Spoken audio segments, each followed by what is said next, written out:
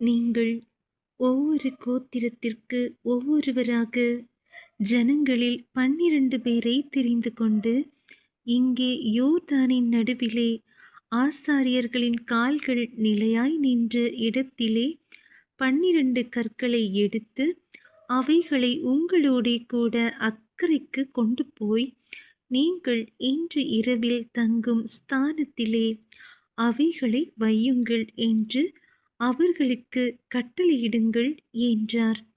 யோசுவா 4ஆம் அதிகாரம் வசனங்கள் 1 முதல் 7 வரை.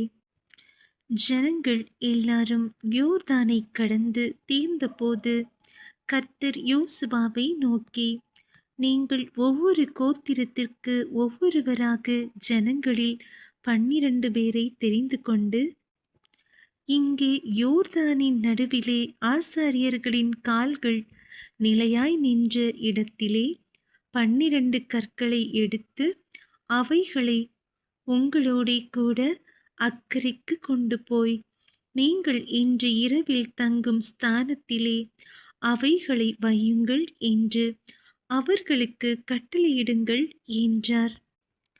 அப்பொழுது யோசுவா இஸ்ரவேல் புத்திரரில் ஒவ்வொரு கோத்திரத்திற்கு ஒவ்வொருவராக ஆயத்தப்படுத்தியிருந்த 12 பேரை அழைத்து அவர்களை நோக்கி, நீங்கள் யோர்தானின் மத்தியில் உங்கள் தேவனாகிய கர்த்தரின் பெட்டிக்கு முன்பாக கடந்து போய், உங்களுக்குள்ளே ஒரு அடையாளமாயிருக்கும்படிக்கு இஸ்ரவேல் புத்திரருடைய கோத்திரங்களின் இலக்கத்திற்கு சரியாக உங்களில் ஒவ்வொருவன் ஒவ்வொரு கல்லை தன் தோளின் மேல் எடுத்து கொண்டு போங்கள். நாளை இந்த கற்கள் ஏதென்று உங்கள் பிள்ளைகள் உங்களை கேட்கும்போது, நீங்கள் கர்த்தருடைய உடன்படிக்கை பெட்டிக்கு முன்பாக யோர்தானின் தண்ணீர் பிரிந்து போனதினால் அவைகள் வைக்கப்பட்டிருக்கிறது. யோர்தானை கடந்து போகிற போது யோர்தானின் தண்ணீர் பிரிந்து போயிற்று.